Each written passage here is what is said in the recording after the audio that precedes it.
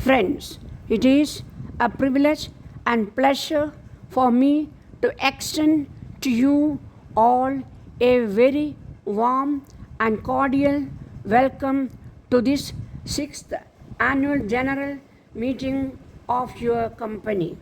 I am indeed thankful for your presence, which reflects the keen interest that you have been taking in the working of your company.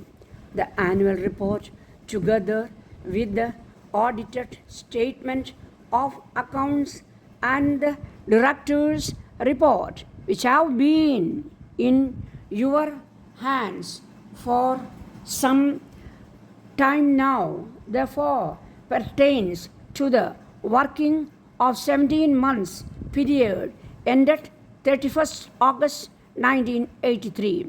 I presume you have had the opportunity of going through the same. With your permission, I propose to take them as read. The working results for the period under review are not comparable with that of the previous year, which have been severely affected due to loss of effective production of about 6 months on account of suspension of operations. All of you will naturally be interested to know about the present working of the company during the first quarter of the current year. You will be happy to note the levels of production and sales have been much encouraging.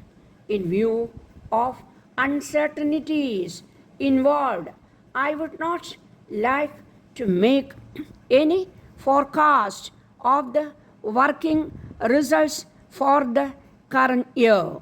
Need I mention that the management will strive is almost to improve the operations and achieve the best possible results.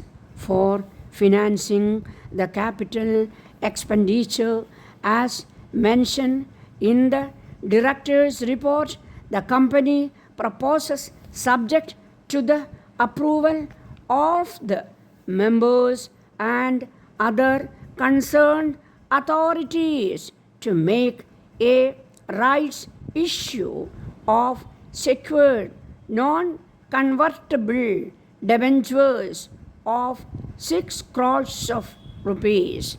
I am confident you will, as in the past, extend your fullest cooperation and support.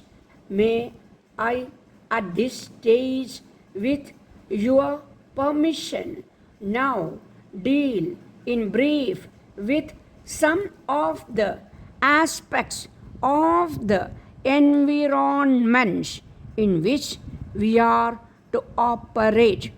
I sincerely hope this will enable you to evaluate the situation in its proper perspective. The year just rolled by was gloomy on the economic front, largely due to a widespread drought and recession. The drought, apart from causing adverse effects on agricultural production and power situation, also contributed to inflationary pressures. Let us thank the Almighty for satisfactory monsoon this year.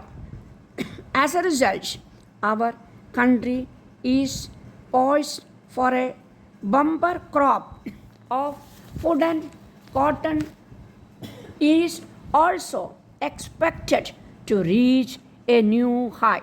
The downward revision of fertilizer prices was a correct and timely decision.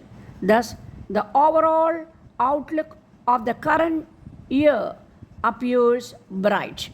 Certain features, nevertheless, are discernible.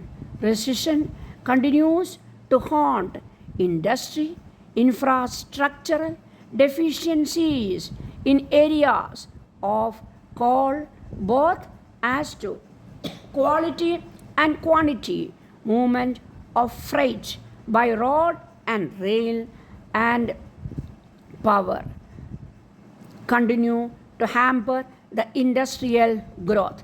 The balance of payments position too continues to be adverse, indicating the need for sustained efforts to promote exports, especially in view of the break prospects of any external aid. The timely measures adopted by the government of India have gone a long way in curbing inflation, which is an international phenomenon. Inflationary pressures, however, have been of late gathering momentum, and on all out effort is called for before it assumes frightening proportions. Before I conclude, I would like to express my sense of gratitude to the bankers for their continued and active support. Dear friend, I am sending this letter to you as I think you may remember me. We met recently at the party given by my friends at the club, and while we are talking with one another, I told you that my business interests were making it necessary for me to leave the little town in which I am now living and to live much nearer the city. I want a house with large rooms, as I just cannot live in the little rooms that one finds in every modern house. I want 4 or 5 bedrooms on the upper stories. Please do not send details of houses with less than 4 bedrooms, as I have 2 children, each of whom needs a room, and I like to be able to put up a friend for the week and from time to time. The principal living room should be large. The second one for taking meals could be smaller. I do not want a house with only one living room. Have you anything that you can offer me for consideration, not more than 20 miles from the city and with a good through train service? If you call find something for me, I shall put the sale of my present property into your hands. Details of the house are sent to you with this letter, hoping to hear from you and thanking you with best wishes, yours truly.